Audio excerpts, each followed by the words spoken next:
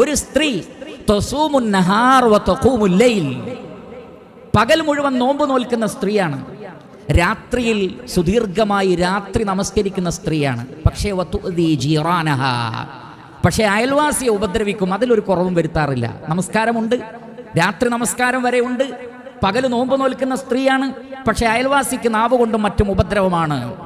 നബി സല്ലല്ലാഹു അലൈഹി വസല്ലമയുടെ ഉടനെയുള്ള മറുപടി, ലാ ഖൈറ ഫീഹാ ഹിയ ഫിന്നാർ, ഒരു ഖൈറും അവളിലില്ല, അവൾ നരകത്തിലാണ്.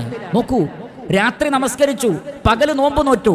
അള്ളാഹുവിന്റെ റസൂല് പറയുന്നത് ലാ ഖൈറ ഫീഹാ, അവളിൽ ഒരു ഖൈറുമില്ല. എന്തേ? കാരണം അയൽവാസിയെ ഉപദ്രവിക്കുന്നു. ഇസ്ലാം മുന്നോട്ട് വെക്കുന്ന അടിസ്ഥാനപരമായ ആശയങ്ങളിലൊന്ന് മനുഷ്യനോട് ഏറ്റവും നന്നായി പെരുമാറുക എന്നുള്ളതാണ്. അത് ഏറ്റവും വലിയ ഇബാദത്തുകളിൽ പെട്ടതാണ്. അതില്ലെങ്കിൽ ഹിയ ഫിന്നാർ, അവൾ നരകത്തിലാണ്. നബി സല്ലല്ലാഹു അലൈഹി വസല്ലമയോട് സഹാബത്ത് വീണ്ടും ചോദിച്ചു, അല്ലാഹുവിന്റെ റസൂലേ, ഫുലാന, ഒരു സ്ത്രീ തുസല്ലിൽ മക്തൂബാത്ത് വ തസദ്ദഖുൽ ഔസാർ, 5 വക്ത് നമസ്കാരം നിർവഹിക്കുന്നുണ്ട്, മറ്റു സുന്നത്തുകളൊന്നും അധികമില്ല. അതേപോലെ തന്നെ ചെറിയ ചെറിയ ചീസ്, അതേപോലെയുള്ള ചെറിയ കാര്യങ്ങളൊക്കെയാണ് സദഖ ചെയ്യുന്നത്. വലിയ ദീനാറും ദിർഹമും ഒന്നുമില്ല. പക്ഷേ ലാ തുദി ജിറാനഹ, ഒരു ഗുണമുണ്ട്, അയൽവാസിക്ക് ഒരു ഉപദ്രവവും ആ സ്ത്രീയെ കൊണ്ടില്ല. നബി സല്ലല്ലാഹു അലൈഹി വസല്ലമയുടെ മറുപടി, ഹിയ ഫിൽ ജന്ന, അവൾ സ്വർഗത്തിലാണ്.